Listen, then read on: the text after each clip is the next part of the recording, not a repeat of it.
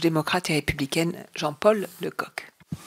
Merci Madame la Présidente. Monsieur le Président, je vais essayer de ne pas être dans la redite, puisque voilà, beaucoup de sujets ont été abordés, mais je serai dans la redite sur un aspect, c'est à travers vous saluer l'action de tous ceux qui travaillent à la Croix-Rouge, qui sont sur le terrain, qui risquent leur vie, ou qui consacrent du temps, et notamment les bénévoles aussi de la Croix-Rouge qui sont à saluer. Et ça, je crois qu'on peut le redire n'importe combien de fois, autant de fois qu'on veut. Voilà. Une fois que j'ai dit ça, je voudrais parler d'une zone de ni guerre ni paix.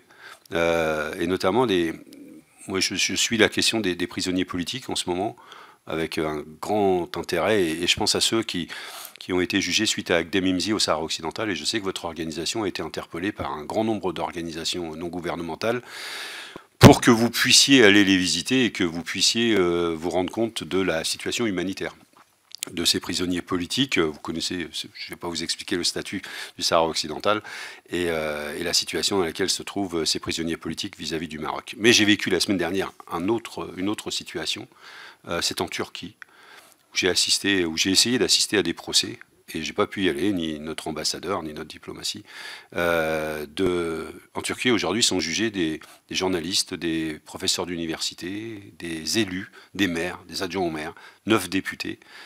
Et ils sont condamnés pour entreprises terroristes, les uns les autres, à de très lourdes peines, souvent perpétuité.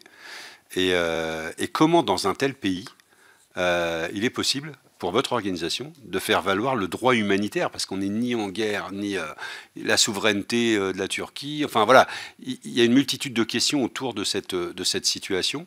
Et j'aurais aimé savoir, si vous pouvez intervenir, et comment ça peut se faire dès lors où les autorités en place considèrent qu'ils sont un état de droit et qu'ils appliquent le droit purement et simplement.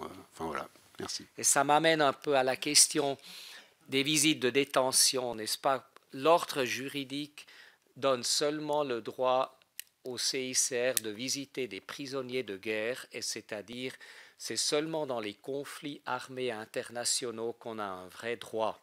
En même temps, comme je vous ai dit, on visite dans 102 pays au monde des prisonniers politiques et des prisonniers.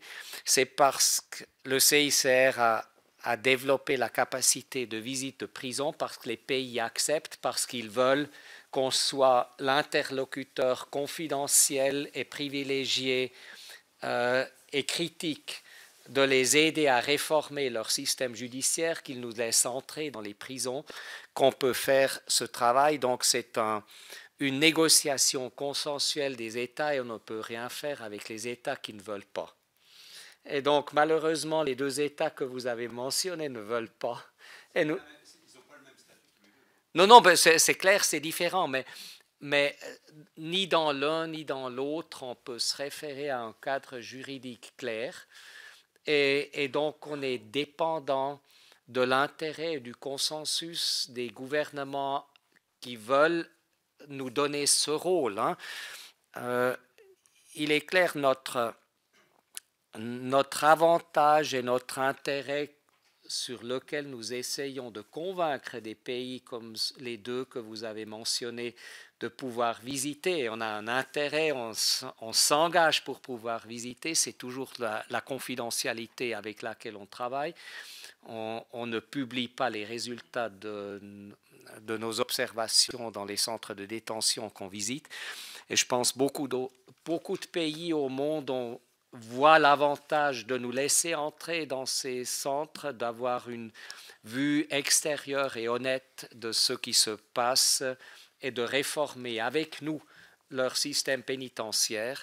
Mais si on ne réussit pas à convaincre, s'il n'y a pas de guerre internationale, c'est difficile de visiter. Mais ce que je peux vous dire, c'est qu'on fait quand même, dans des situations comme celle que vous avez évoquées, on fait des essais réguliers pour réexpliquer notre rôle et pour négocier des accès.